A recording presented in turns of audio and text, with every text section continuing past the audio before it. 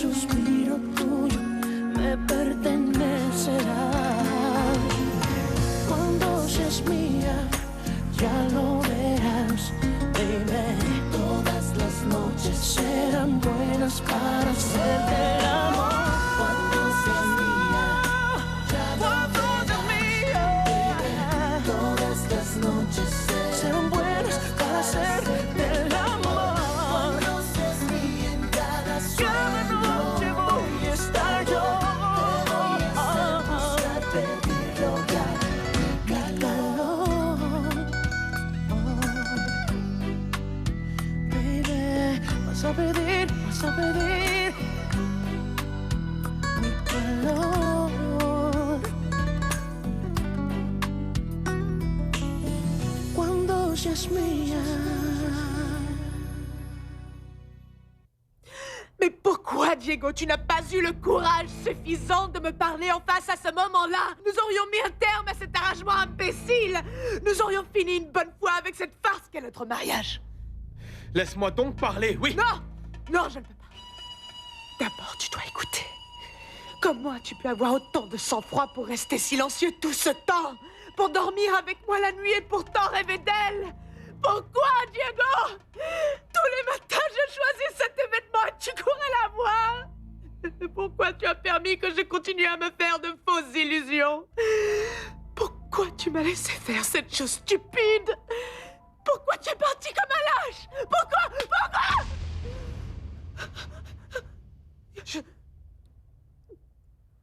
Je suis désolée. J'ai perdu le contrôle. Mais c'est quelque chose que je voulais faire depuis ton départ. Je suppose que maintenant nous pouvons parler. Nous devons décider de notre futur. Le tien, le mien et celui de mon enfant.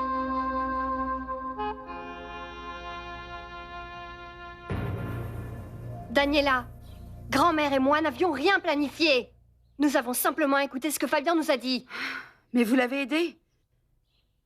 Comment avez-vous eu assez de cran pour dire à Diego que Paloma, la seule femme qu'il ait jamais aimée de sa vie, s'était vendue à tous les employés de la Cafetalero? Aïe, ma chérie. Comment avez-vous pu lui dire qu'elle l'a remplacé par un paquet de billets? Comment? Parce qu'elle a reçu de l'argent, Daniela. Ah, grand-mère, elle n'a rien reçu. Rien? C'est un autre mensonge de Fabien.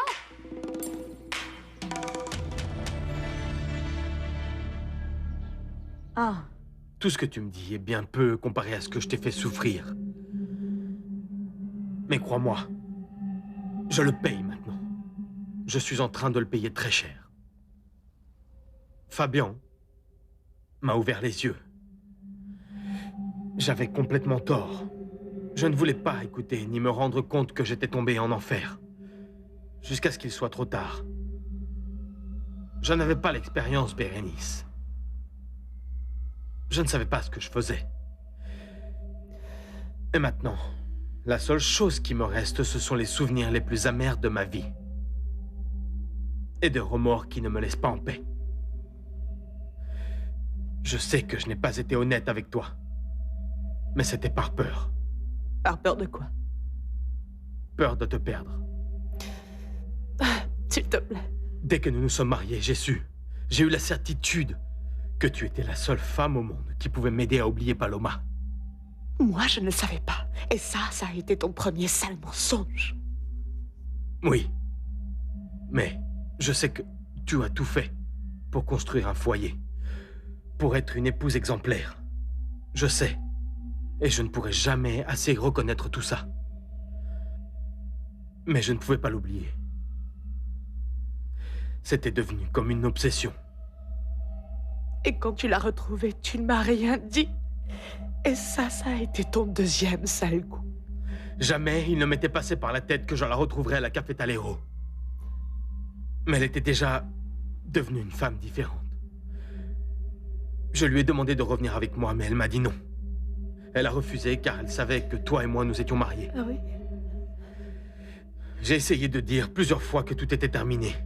C'est à moi avec qui tu aurais dû en parler, à moi. Mais tu as bien gardé le silence. Tu sais pourquoi? Parce qu'elle ne te répondait pas. Parce qu'elle ne te confirmait rien du tout. Et tu es resté avec en moi en espérant qu'elle se déciderait un jour, non? C'est que c'était vraiment déconcertant. Je ne pouvais pas savoir qui elle était. En réalité, quelquefois on aurait dit un ange, d'autres fois on aurait dit un démon. C'était qu'elle était en train de jouer avec moi, Bérénice. Et moi, pauvre lâche, je ne pouvais pas m'offrir le luxe de perdre une femme comme toi. C'est si difficile de comprendre ça. Tu sais quoi? Tu es un cynique. Oui. Et toi, tu as toujours été une femme fidèle, honnête, sincère, une femme sans remise en question, une bonne épouse. Et à quoi ça me servait d'être une bonne épouse si tu ne m'as jamais aimée? Écoute, moi en réalité, je ne suis pas venu te demander pardon. Je suis venu te dire que je regrette vraiment de t'avoir fait du mal. J'ai été idiot, égoïste, un sale lâche. Mais j'ai perdu et j'ai appris la leçon. Je suis venu te voir pour que nous trouvions un moyen d'aller de l'avant, en laissant les problèmes derrière nous, et penser au futur de notre enfant. Mais moi, je veux être très franche avec toi, Diego.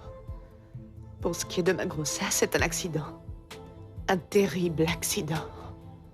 Oui, Diana m'a tout expliqué. Je suis mal placé pour te juger. À la place, nous devrions faire face. Et que proposes-tu?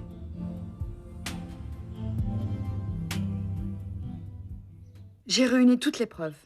Les relevés bancaires, la fausse signature et le témoignage de Paloma. Oh mon Dieu. Elle a été jetée à la rue avec toute la cruauté dont vous êtes capable. Nous ne savions pas. Non? Mais vous avez laissé partir une femme blessée, meurtrie, volée, avec la certitude qu'elle avait été trahie par Diego. Où est la morale de ta famille, grand-mère? Où se trouve le respect de notre nom? Écoute, Daniela, attends un petit peu. Fabian nous a dit qu'elle avait demandé de l'argent. 13 000 € pour être très exact. Qu'elle les avait reçus et qu'elle était satisfaite. À cause de ça, nous avons pensé que Fabian avait très bien fait de lui raconter que Diego l'avait trahi. Le but était de l'éloigner définitivement de ton frère et de nous assurer qu'elle ne reviendrait plus jamais.